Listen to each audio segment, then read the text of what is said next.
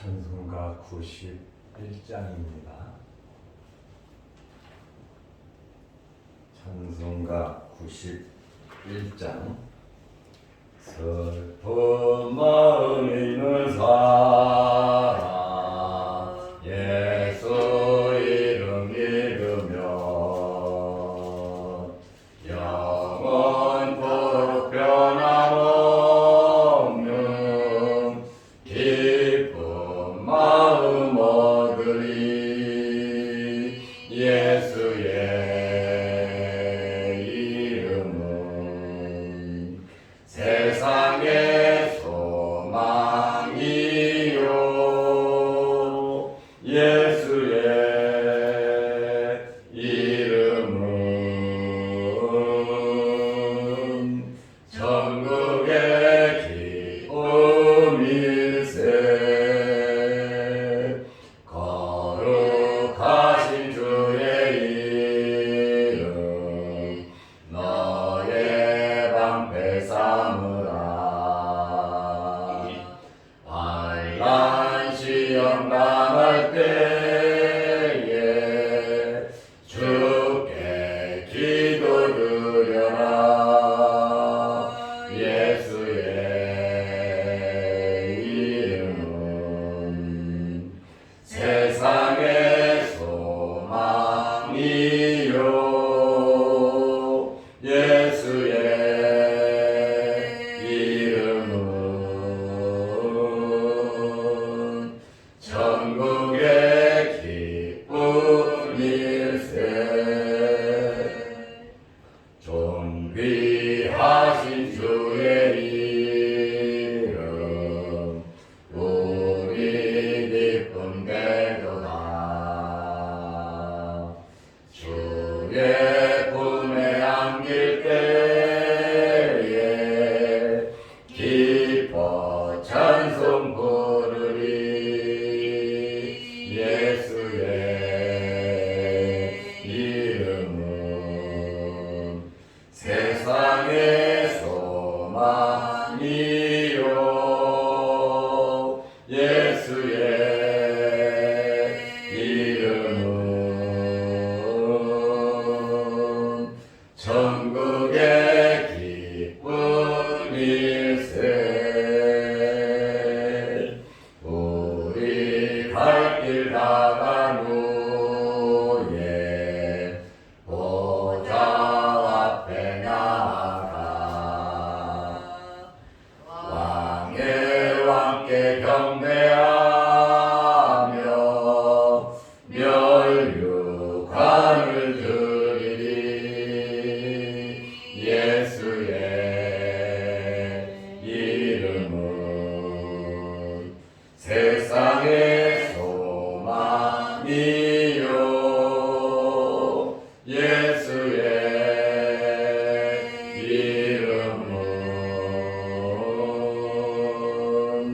천국의 기쁨일세. 아멘.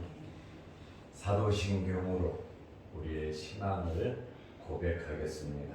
전능하사 천지를 만드신 하나님 아버지를 내가 믿사오며 그 외아들 우리 주 예수 그리스도를 믿사오니 이는 성령으로 잉태하사 동정녀 마리아에게 나시고 본디오 빌라도에게 고난을 받으사 십자가에 못 박혀 죽으시고 장사한 지 사흘 만에 죽은 자 가운데서 다시 살아나시며 하늘에 오르사 전능하신 하나님 우편에 앉아 계시다가 저리로서 산자와 죽은 자를 심판하러 오시리라.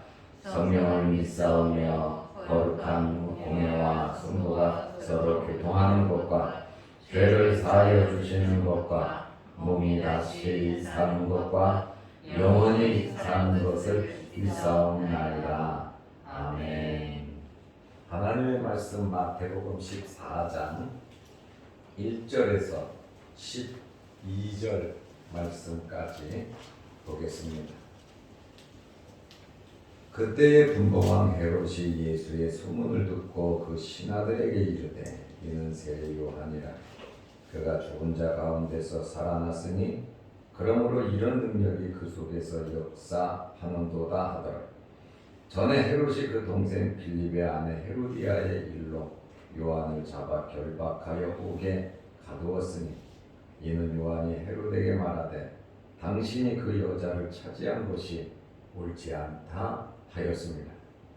헤롯이 요한을 죽이려 하되 무리가 그를 선지자로 여김으로 그들을 두려워하더니 마침 헤롯의 생일이 되어 헤로디아의 딸이 연석 가운데서 춤을 추어 헤롯을 기쁘게 하니 헤롯이 맹세로 그에게 무엇이든지 달라는 대로 주겠다고 약속하거늘 그가 제 어머니의 시킴을 듣고 이르되 세례 요한의 머리를 소반에 얹어 여기서 내게 주소서 하니 왕이 근심하나 자기가 맹세한 것과 그 함께 앉은 사람들 때문에 주라 명하고 사람을 보내 옥에서 요한의 목을 베어 그 머리를 소반에 얹어서 그 소녀에게 주니 그가 자기 어머니에게로 가져가니라.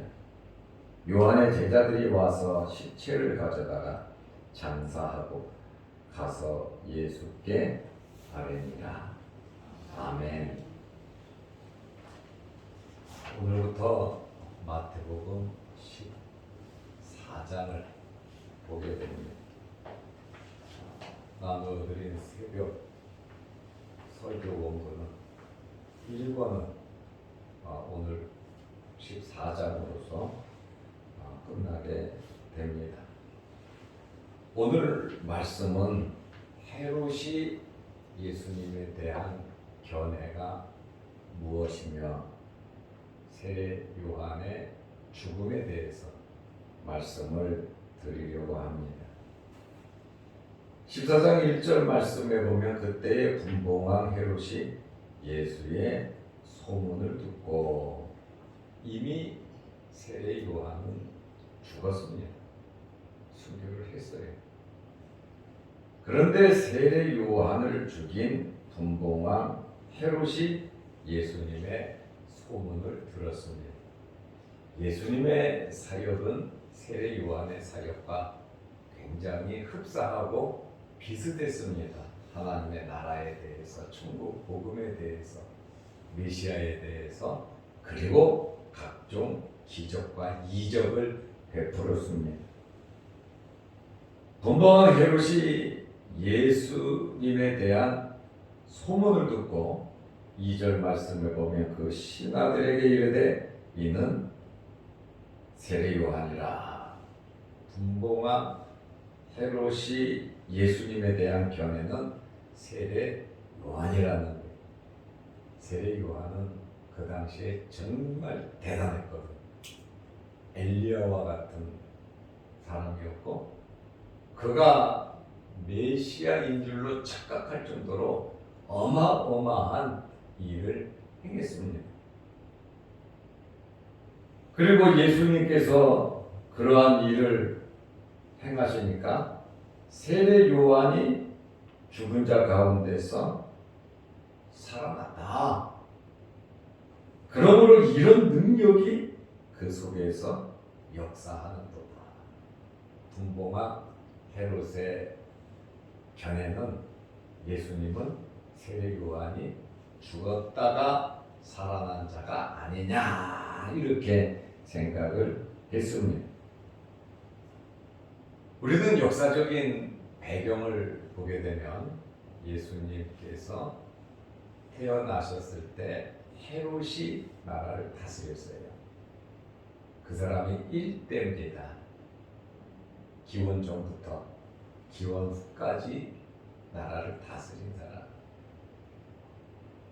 그 사람을 가리켜서 헤롯 대왕이라고 말을 합니다.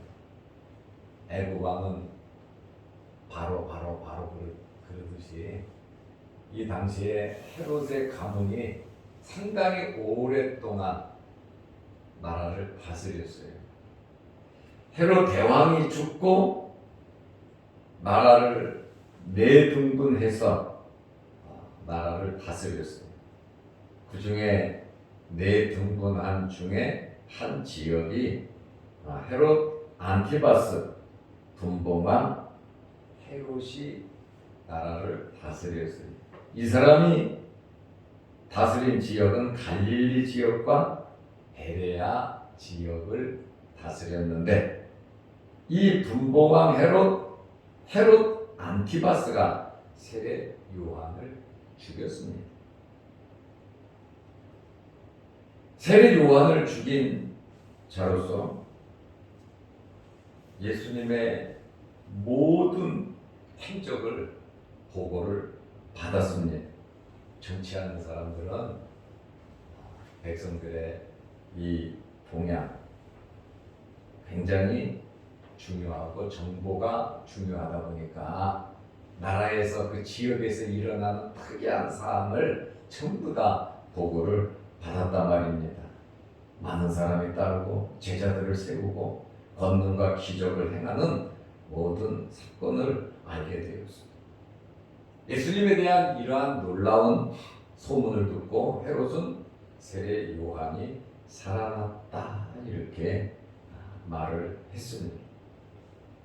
헤롯은 예수님을 잘 알지 못했습니다.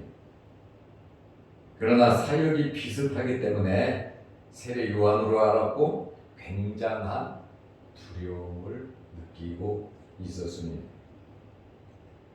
헤롯이 예수님에 대한 견해는 세례 요한이 죽었다 살아났다라고 하는 것입니다.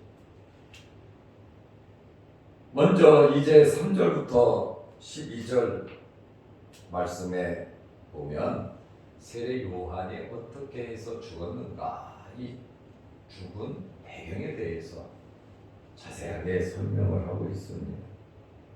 세례 요한이 감옥에 갇히게 된 원인이 있습니다. 왜 갇혔습니까? 14장 3절 말씀을 보니까 전에 헤롯이 그 동생 빌립의 아내, 이 빌립은 누구냐면 이복 동생입니다. 이복 동생 빌립의 아내 헤로디아를 자기 아내로 강제로 뺏어버렸어요. 취해갔다는 말이에요. 동생의 아내를. 이 일로 요한을 잡아 결박하여 옥에 가두었다. 기분 나쁜 소리 하는 것이죠. 또 그 죄를, 헤롯이 잘못한 죄를 지적하다 보니까 굉장히 자존심이 상하고 사람들에게 고개를 들 수 없을 정도가 돼버린 겁니다. 4절 말씀에 보면 이는 요한이 헤롯에게 말하되 당신이 그 여자를 차지한 것이 옳지 않다 하였습니다. 강제로 빼앗았단 말이에요. 세례 요한은 잘못한 것이 없지요. 그 잘못을 지적했죠. 하나님의 종으로서 의롭지 못한 윤리 도덕적인 문제에 대해서 잘못되었다라고 말을 할 수 있는 정의파였다라고 하는 말이에요. 이렇게 그 잘못을 지적함으로 이제 감옥에 갇혔죠. 왜냐하면 유대를 다스리고 있잖아요. 유대 지방을, 이스라엘 사람들을 다스리고 있잖아요. 율법을 따르지 않았으니까, 말씀에서 벗어났으니까 세례 요한은 결국 지적을 한 겁니다. 그런데 여러분, 헤로디아라고 하는 여자가 도대체 어떤 여자인지, 신약의 이세벨인지, 저는 이러한 말씀을 보면서 이렇게 악할 수가 있고 이렇게 잔인무도한 여자가 있을까? 헤롯에 의해서 자기 남편이 어려움을 당하고 자기는 헤롯에게 왔는데 오히려 그것이 잘못되었다라고 말하는 세례 요한을 지글지글하게 미워하고 죽이려고 그렇게 노력을 했습니다. 아무리 생각을 해봐도 도대체 이런 마음을 어떻게 가질 수가 있을까? 물론 세상 사람이니까 그럴 수도 있죠. 사람이라면 어떻게 그럴 수가 있을까 하는 그러한 생각을 하면서 마음이 많이 안타까움을 느끼게 됩니다. 욕망이 가득한 여인이었고 정치적인 야망이 가득 차 있었고 굉장히 악했다라고 하는 것을 정말로 악한 여자다라고 하는 것을 알 수가 있어요. 사람이 아니라고 말할 수밖에 없는 그러한 여자다. 누가요? 헤로디아가. 마가복음 6장 19절에 보면 헤로디아가 요한을 원수로 여겨. 너 남편이 있는 여자가 같은 이복 형제에게 거기 붙어서 어떤 이유로 그렇게 했는지는 모르겠지만 있을 수 없는 불륜을 저질렀단 말입니다. 그거 잘못됐다고 말하니까 헤로디아는 요한을 원수로 여겨 죽이고자 하였으되 하지 못한 것은 왜 요한을 헤로디아가 못 죽였냐? 마가복음 6장 20절에 보면 헤롯이 요한을 의롭고 거룩한 사람으로 알고, 그래도 제대로 봤잖아요. 헤롯은 의롭고 거룩한 사람으로 알고 두려워하여 보호하며 또 그의 말을 들을 때 크게 번민하면서도 달갑게 들음이러라.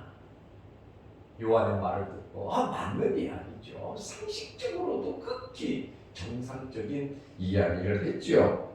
그래서 번민을 하면서도 달갑게 들었다라고 하는 그러한 말입니다. 그런데 요한이 왜 죽었습니까? 헤롯은 죽이지 못했습니다. 왜냐하면 백성이 두려웠기 때문입니다. 마태복음 14장 5절에 보면 헤롯이 요한을 죽이려 하되 죽이려고는 했어요. 무리가 그를 선지자로 여김으로, 백성들이 여론이 그를 선지자로 여김으로 그들을 두려워하더니 하나님 안 두려워요. 세례 요한도 죽이면 되니까 안 두려워요. 그러나 그를 죽인 이후에 백성들이 두렵다는 거예요. 여론이 무섭다는 거예요. 헤롯이 정치가로서 이러한 생각을 하고 있었습니다. 그런데 문제는 사건의 발달은 헤롯 왕의 생일날입니다. 생일 축하연 자리에서 사람을 죽인다고 하는, 자기 생일날 사람을 죽인다고 하는 거, 그거는 참 있을 수 없는 일이죠. 그러나 죽게 된 배경은 마태복음 14장 6절에 보면 마침 헤롯의 생일이 되어 헤로디아의 딸이 연석 가운데서 춤을 추어 헤롯을 기쁘게 하니, 빌립의 딸입니다. 이 딸이 생일날 춤을 췄어요. 그래도 새아버지 생일이니까 춤을 췄어요. 헤롯이 술도 마셨겠죠. 또 그 주변에는 왕인데 장관들부터 시작해서 또 로마의 고위 공직자들을 위시해서 엄청나게 많은 사람들이 모였을 거다 그 말이에요. 거기에서 헤로디아의 딸이 춤을 추니까 마태복음 14장 7절에 보면 헤롯이 맹세를 했죠. 우리가 영화를 보면 나라의 절반이라도 주겠노라 하는 그거와 같이 너무나 이제 술에 취해서 흥이 달아오르니까 무엇이든지 달라는 대로 주겠다 하고 맹세, 약속을 한 겁니다. 너무 경솔한 행동을 했죠. 지도자는요, 절대로 경솔하면 안 됩니다. 자기 감정에 쏠리면 안 됩니다. 그리고 한 가정의 가장도 경솔하게 살면 안 됩니다. 왜냐하면 가정을 책임져야 하기 때문에 그렇습니다.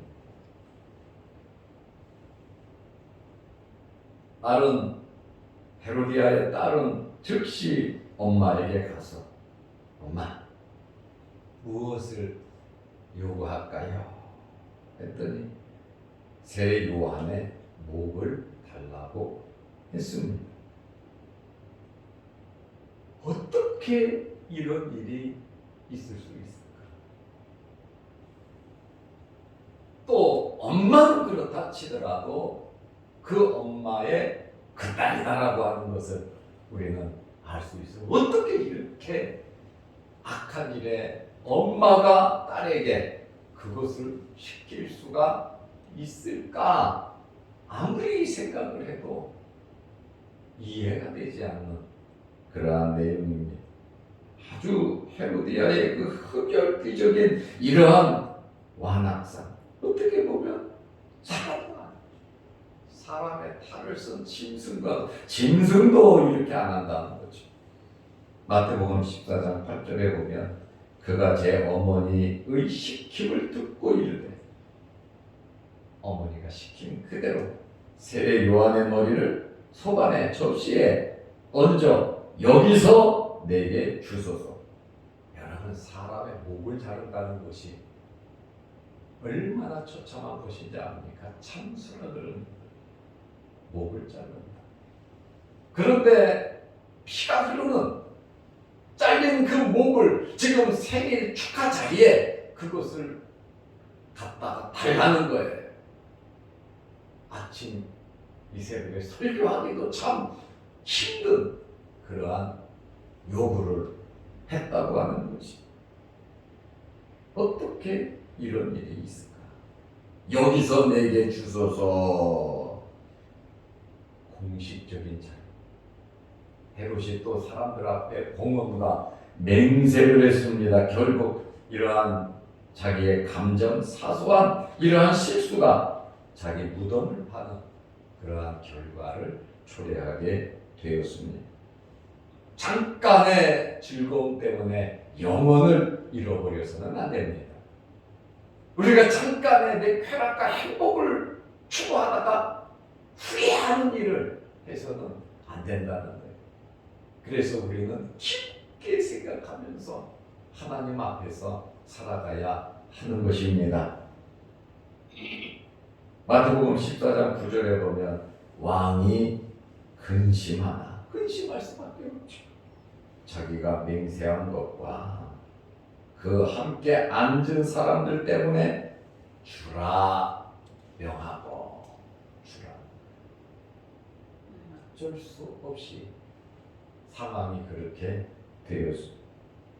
세례 요한은 참수 당했습니다. 마태복음 14장 10절에 보니까 사람을 보내어 군인들을 보냈겠죠. 옥에서 요한의 목을 베어. 그냥 간단해요. 그러나 그 상황은 어떻게 했어요? 목을 베어 11절에 그 머리를 소반에 얹어서 그 소녀에게 주니, 아주 가슴이 멍하고 너무나 어이없는 생일날 그 광경이 지금 돼버리고 말았어요. 접시에다가 세례 요한의 목을 담아서 피가 흘러져.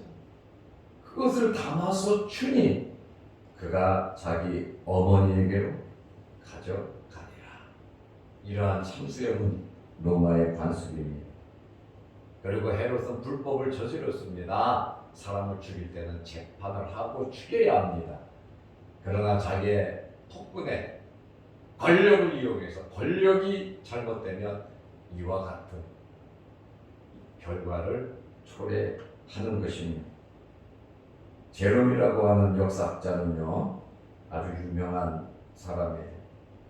헤로디아는 소반에 세례 요한의 얼굴, 머리를 박고 요한의 혀를 바늘로 사슬없이 찔렀다고 하는 그러한 이야기가 나와 있습니다. 요한은 이렇게 엘리야로서 예언된 자로서 예수 그리스도를 소개하고 광야에서 생활을 하면서 주님의 길을 예비하고 이렇게 순교하고 세상을 떴습니다. 마태복음 14장 12절에 보면 요한의 제자들이 와서 시체를 가져다가 장사하고 가서 예수께 아뢰니라.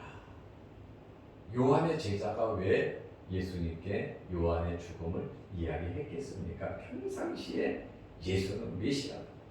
내가 이 땅에 온 목적은 저분을 위해서 왔다. 그 이야기를 들었기 때문에 예수님에게 와서 요한의 제자들이 보고를 한 것입니다. 이 예수께 아뢰니라 이 말씀 한마디가 요한의 사명을 함축시킬 수가 있다는 거예요. 그는 메시아를 계속해서 끊임없이 소개했고 자기 자신을 나타내지 않았다라고 하는 사실을 우리는 알 수 있습니다. 제자들은 요한의 마지막을 잘 처리해 주었습니다. 어떻게 보면 요한의 제자들은 예수님의 제자들보다 우리가 있는 것 같아요. 이들은 장례를 잘 이렇게 치렀어요. 그리고 예수님께 아뢰는 것은 세례 요한과의 관계를 잘 알고 있기 때문에 보고를 했고 요한의 제자들이 예수님의 제자로 굉장히 많이 흡수가 되었어요. 그리고 요한의 제자들은 계속해서 광야 생활을 하면서 경건 생활을 100여 년 이상 한 것을 역사적인 자료를 보면 알 수가 있습니다. 우리는 오늘 이러한 이 말씀을 보면서 어떤 환경에 있어든지 하나님 말씀 붙잡고 사람은 또 환경에 따라 이렇게 변하고 악해질 수 있다는 것을 우리가 알고 항상 우리 마음을 다스리고 하나님의 말씀으로 성령으로 묻잖아 주님의 말씀대로 사랑하면서 용서하면서 베풀면서 또 이해하면서 살아가시기를 주의 이름으로 축원합니다.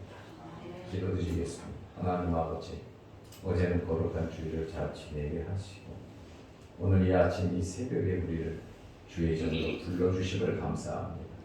또한 영상 유튜브를 보면서 함께 예배 드리며 기도하게 하시오니 감사합니다.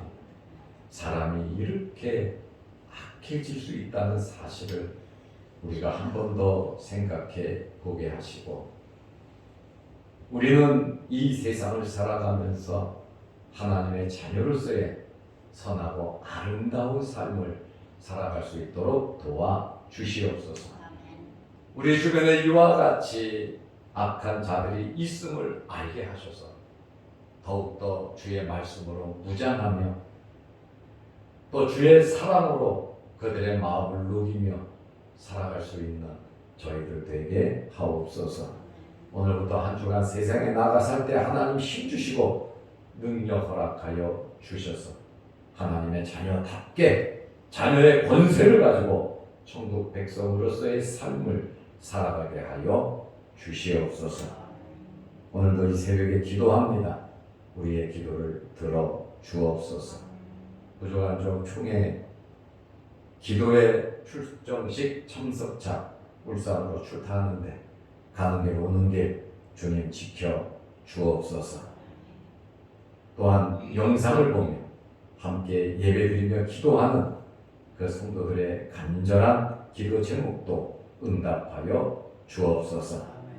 또한 날이 추워지고 우리의 몸이 상하지 않도록 하나님께서 지켜주시고 또 코로나19가 기승을 부리는 이때에 전염병이 우리에게 엄습하지 못하도록 하나님께서 강하게 지켜 주옵소서. 예수님의 이름으로 기도드리옵나이다. 아멘. 하늘에 계신 우리 아버지여, 이름이 거룩히 여김을 받으시오며 나라 임하옵시며 뜻이 하늘에서 이룬 것 같이 땅에서도 이루어지이다. 오늘날 우리에게 일용할 양식을 주옵시고 우리가 우리에게 죄지은 자를 사하여 준 것 같이 우리 죄를 사하여 주옵시고 우리를 시험에 들게 하지 마옵시고 다만 악에서 구하옵소서. 대개 나라와 권세와 영광이 아버지께 영원히 있사옵나이다. 아멘. 자유로 기도하시기 바랍니다.